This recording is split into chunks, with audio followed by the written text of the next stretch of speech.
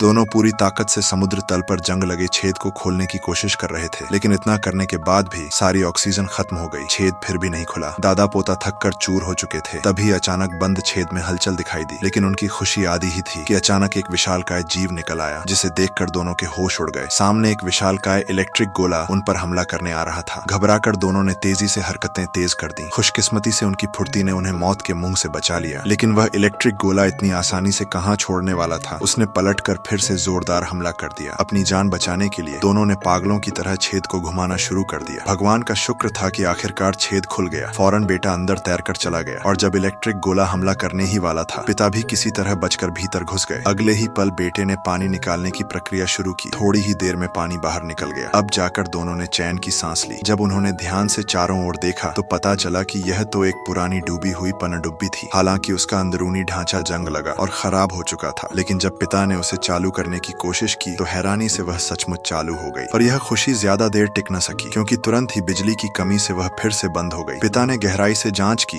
तो समझ आया कि जनरेटर को चालू करने के लिए बिजली का झटका चाहिए। पिता सोच ही रहे थे कि बिजली कहां से लाए, तभी बाहर से एक तेज बिजली की चमक आई। हाँ, बाहर तो वही विशाल इलेक्ट्रिक जीव मौजूद था। यही सोचकर पिता को अचानक एक उपाय सूझ गया और उन्होंने तुरंत उस पर अमल करना शुरू कर दिया।